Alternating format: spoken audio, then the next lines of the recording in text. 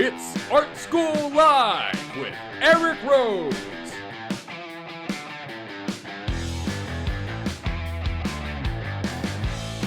Now, here's your host, Eric Rhodes. You want to make better paintings? Today is your day. Mark Fehlman, what are you going to teach us today on Art School Live? I want to talk to you about a totally different way of seeing when you're out in the field. I want you to be able to see a composition. I don't want to just have you paint what you're seeing. I want you to be inspired by it. You're creating an illusion, an impression of the scene. And we're going to take elements. I'm going to take you through some steps and teach you how to see a scene in a different way. Okay? So first of all, this happens to be a scene in Laguna, right? I mean, a lot of us have been to Laguna and painted it. This is Heisler Park and one of my favorite places to paint. And so I look at that and I go, what the hell am I going to paint? Everything's exciting. I see the mountains in the background. I see the bluff, which is this beautiful color. And so what I want to do is I want to break it down. I want to see shapes, not things. Okay? See shapes, not things. So I'm trying to abstract it in my mind so that I can feel free to move things around in my composition, but always reference these palm trees, this cliff, this background. And so one of my tricks is I take my phone and I take a photograph of the scene, okay? Then I try to desaturate it. In other words, take all the color out of it so that I can start seeing it in just value shapes, okay? And it allows me to separate myself from the reality of the situation. Hey, Mark. Yeah. We have some people watching who probably don't even know what a value shape is. Would you just touch on that? Well, I'm going to talk about that next. That's a perfect lead in, okay? So a shape, you've got the shape of the mountain in the background. And so I'm saying that whole shape is one value. And what I'm going to do is I'm going to separate this into one dark value. In other words, the dark light, the black and white on a scale. So the darkest value is going to be these palm trees up front here. And then the lighter values are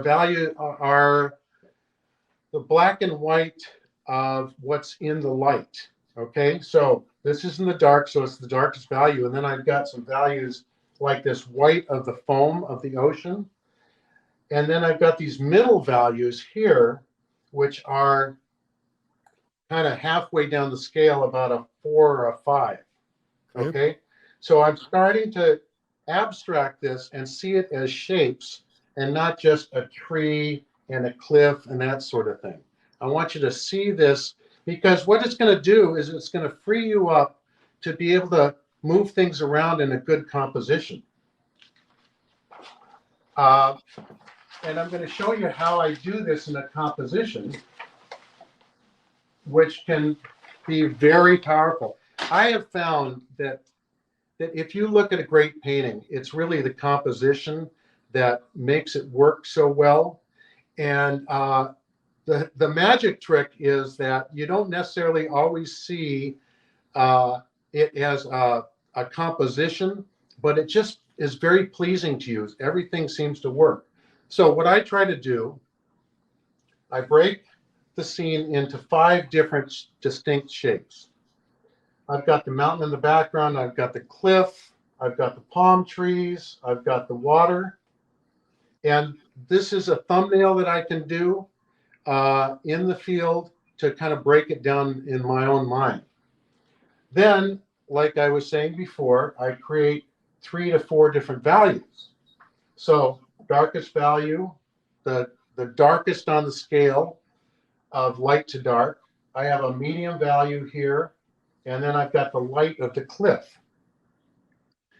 Moving down the scale in the composition process, Okay, I divide my canvas into thirds, and I try to place important elements on these thirds.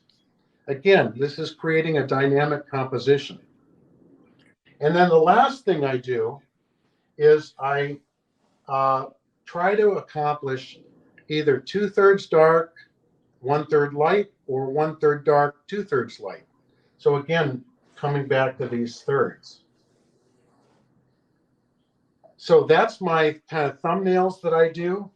Now what I did to kind of show you really how this comes all together. Now, wait a minute. I'm just going to interrupt you for just a second because Sure. you're a bit of a slacker and nobody's ever this prepared. You need to move that camera. You need to move the camera. Move the camera up a little bit. You just lowered it too much. There we go. A little bit more. Okay, that's good. A little bit more. Okay, good. All right, so the next thing, remember, I was an architect and a design architect. And so design is everything for me. And I think that the way to really accomplish a great painting is to work hard on your composition and your design. And the only way to do this is try different alternatives, okay? So we'll see which one you like the best. We've got the first composition. Again, here's my thirds, okay? Here's my value shapes. And I've got a dark, I've got a medium, and I've got a light. In other words, showing it 3 values, okay? So that's with a high horizon. Then down here, I've got a lower horizon. I want to see, is this more about the sky or is it about the ocean? Here, it's the ocean and not the sky. I've got this cliff pulled over to a third over here, and the trees on this third. Here, I'm pulling this more back towards this third that is right here and showing more of the ocean. I don't know what's going to be right when I attack these, but I can certainly see it once I'm looking at all 4. Okay, so this is a little bit lower. This shows the cliff a little smaller. So I try all these out. I do lots of sketches so that by the time that I'm painting a big painting, say for the gold medal or something like that, that I've got a great composition. And then once I create the great composition, it's all very easy from there. The thing really paints itself. So let's open to a few little questions here, and then I'm going to show you how I take it from here. Oh, you're going to open up to questions? Yeah. At this point, I want to know. I think you just need to keep going, because to get questions and answer questions fast is very difficult. All right, so let's do that. So Eric, I'm going to ask your opinion. Which of these 4 sketches really catches your eye? Which of the 4 compositions? A, B, C, or D. Which is the composition that you think is the strongest? I think it's between C and B. C and B. Okay. Yeah, I would say, well, quite frankly, there are elements of each one that I think strengthen it. Yeah. Right. Excuse me. But okay. And I know that's a trick question because you already have an answer, but I think that probably C is the strongest. Okay, let's go with C. All right. What do you think is the strongest? I'm really torn, and I'll tell you, I end up painting several of these because I am not exactly sure. And actually, I asked Anne, who's here, she's with me, and I always ask her because I need an unbiased point of view. But let's I would say that if you took the 2 palm trees from A and you put them you put them into C, then C, that would be stronger. See, Okay. I think So A from a simplicity standpoint is very strong, but I like the way that C leads my eye back better. there you go. So what's strong about this is I've got one big palm tree. I could put another one in easily, but see, this is the process that I go through. Sometimes I'll set it aside and just glance at it, and it comes to me, what is the stronger? Okay, here's what the Um, here's from the comments. Let's read them out to you. Maggie says C. Regina says C. Eunice says 4. Suzanne says C. four. 4. That's This is D. D. Okay. Okay. Gisela says D. Karen says B and D. Lamba says B. Elaine says C. Matthew says A. Ann says C. Hunter says D. Jenny says C. Lamba says D for All right. I placement. got the All general right, you idea. got the drift. All right. Oh, they're Yeah. going to keep Okay. So going. look, can you see the paint here? Yeah, a little bit. In fact, let's put it up here. All right. Okay. So what I've done is my 3 values, I've mixed up colors so I can colorize this and stay in the same value.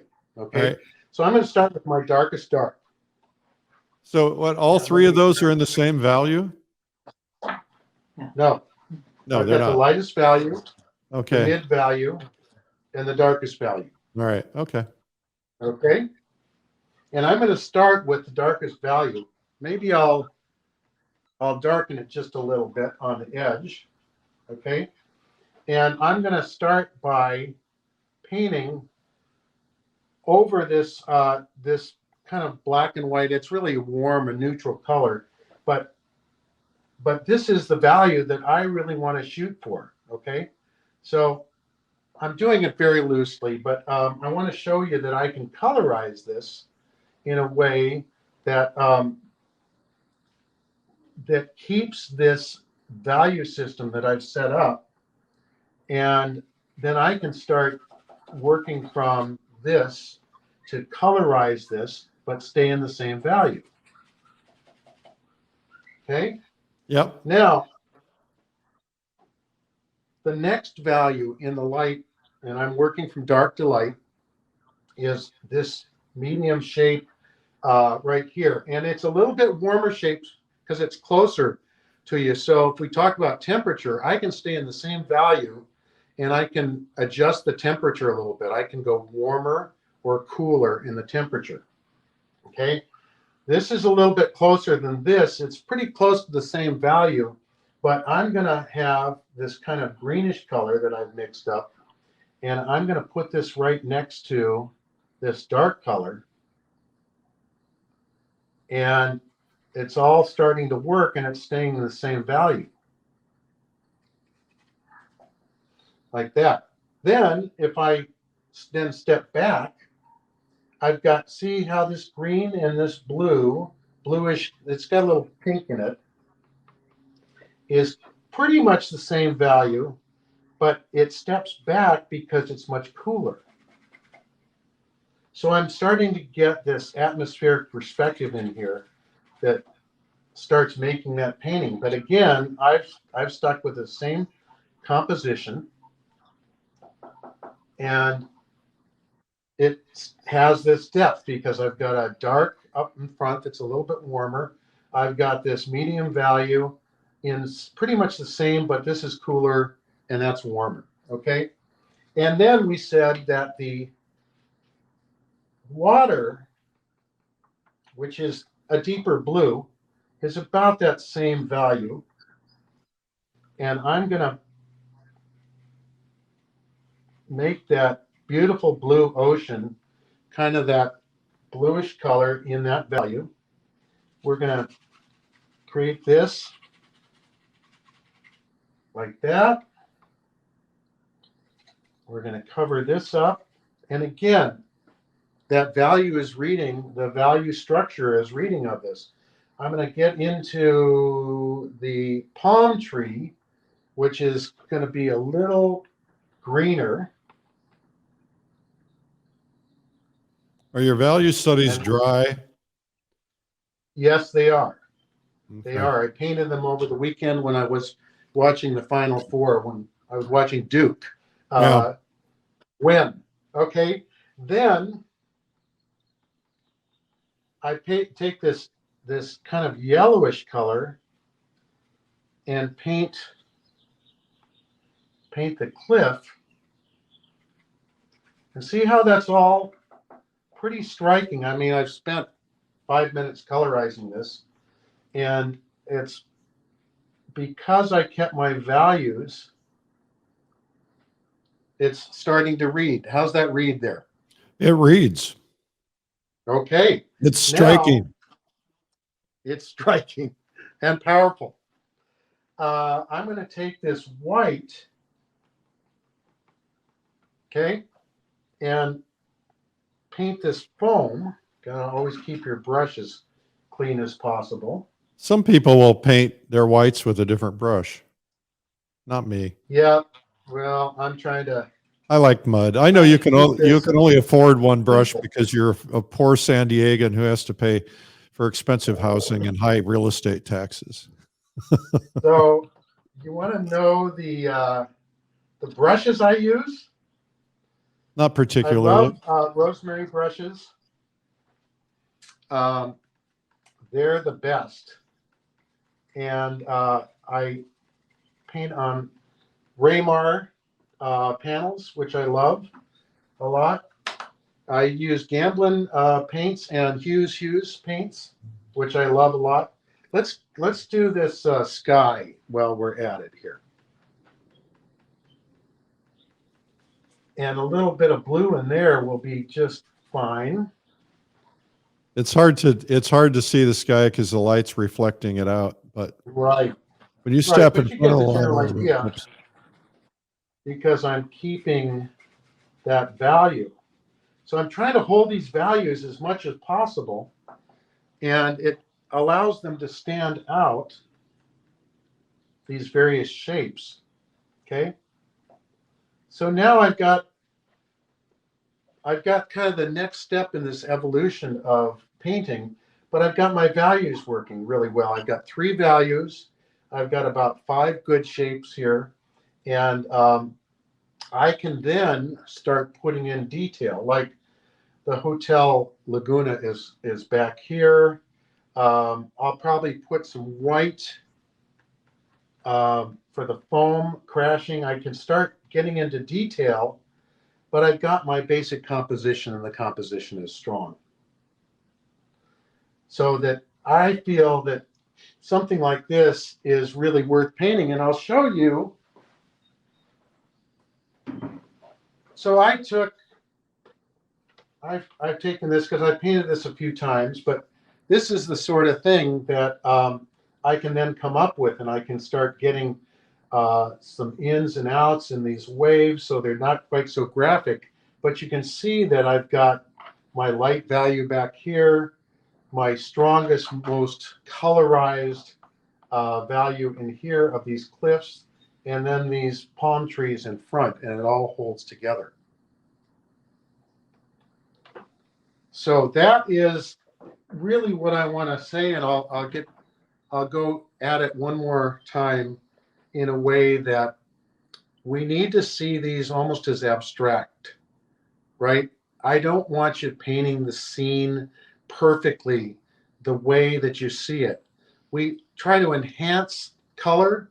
We try to edit, move things around, enlarge things, maybe get rid of something completely. And then work hard at, take your time to build a foundation of different ideas that are going to be a strong composition. And this is really the secret that I've found to be able to progress to create a great painting. So, well, you know, you're such how a about, good teacher. And since you've been doing all these shameless self promotions for non-paying products, I'll just do a shameless promotion for your video, which is okay, called good. Design Strategies for Powerful Paintings with Mark Fehlman. And he goes through all the details in these paintings and how to do it.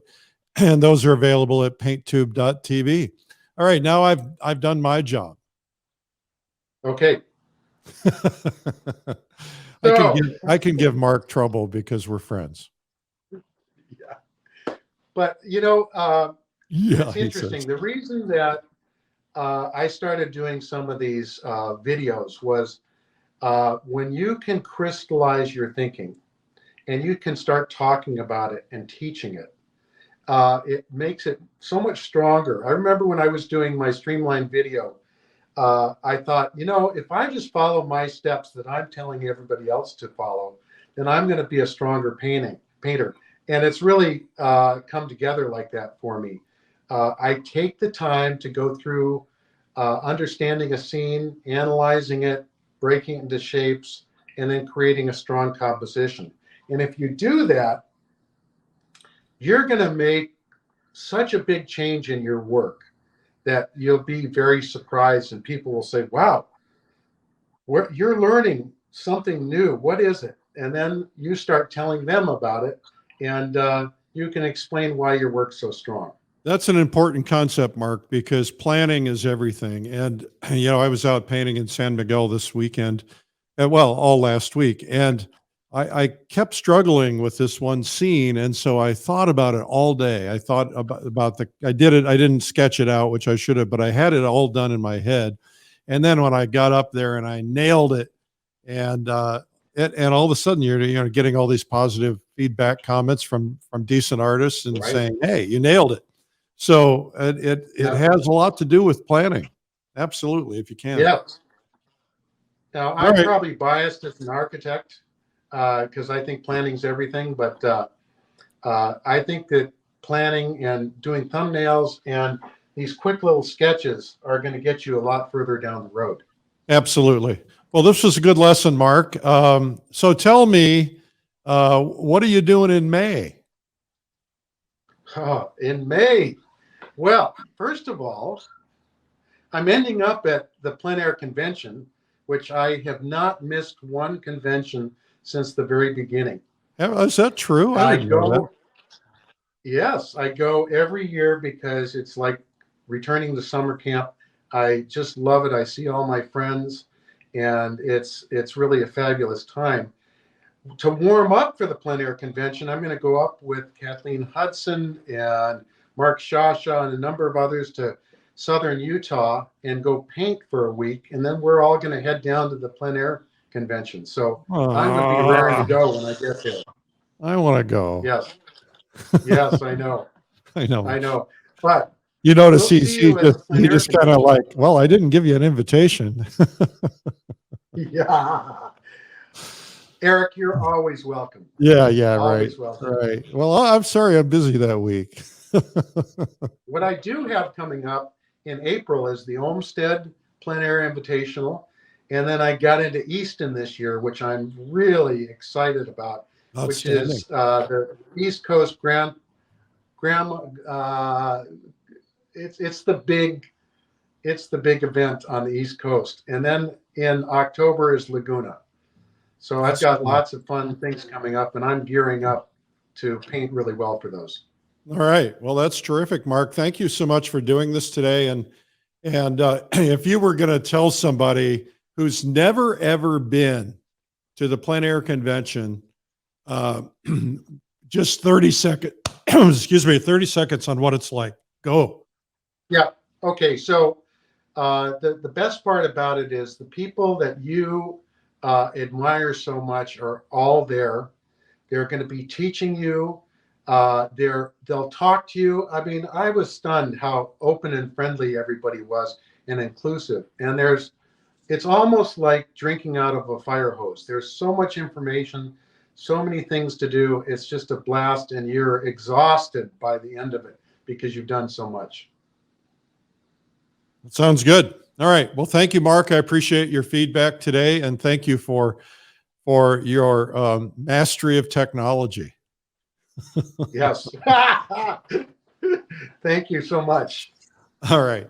Our guest today, Mark Fehlman. Mark, you are a rock star, and we're excited to have you here today, and thank you for doing it. Bye-bye. Bye. All right. Well, Mark said it all.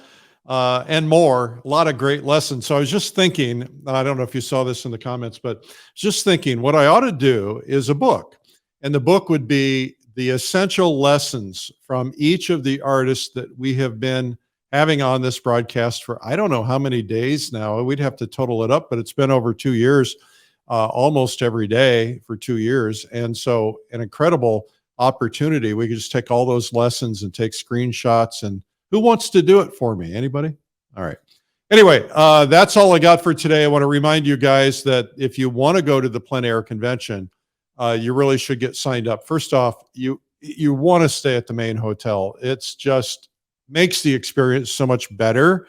But if you're going to stay at the hotel, you got to get signed up, get that done now. And you get your hotel discount link after you sign up for the convention, because we don't want people booking the hotel and holding the rooms and canceling. And then because we have to pay for them if you cancel. So I know that sounds crazy, but it's just how these things work. So we don't want you to do that. We want you to sign up for the convention. I haven't actually looked because I've been on vacation for a week, but we were pushing right around 650, 700, something like that, about a week and a half ago. So I'll find out today. But we are told we might have to limit. We don't know what's happening in Santa Fe yet. Last I heard, we were going to kind of keep it to about 700 people, but normally we would be 1,200, and we might get to be normal. Everything else seems to be normal now, so at least depending on where you live. So anyway, I hope you'll consider coming. I should also mention that my event in the Adirondacks is going to be selling out pretty quickly too, because everybody wants to get out and go and meet with other painters, and so go and check that out. I'm going to be doing the Adirondacks, and then I'll be doing Fall Color Week in the fall. And people on the comments were asking about New Zealand, and that is paintingnewzealand.com. That replaces my Russia painting trip for obvious reasons. We won't have to get into that. And it looks like I'm going to be taking a group of art collectors to Egypt as well, but I'll find out more about that today, find out if that's happening or not, but I think it is. And so it's going to be a busy fall. I probably won't get to go to Laguna, which I really desperately want to go to. But anyway, we'll find out. Thank you for watching today. Thank you for your comments. Please spread this to other people.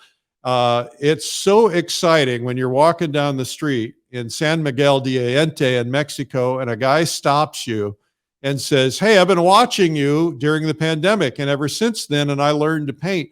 We need other people to still discover this, and this is how we do it. It's how we help the world learn to paint. So I hope that you will share this with your friends. It's always helpful. Thank you to Mark Fehlman. You're a rock star, and we're looking forward to seeing you at the Plein Air Convention. It is a lot of fun. You guys have a terrific day. It's going to be a really great week, a big week, just a really big week. I don't know why, but it sounds like it will be. I guess because I'm back to work. All right. Take care. Bye-bye.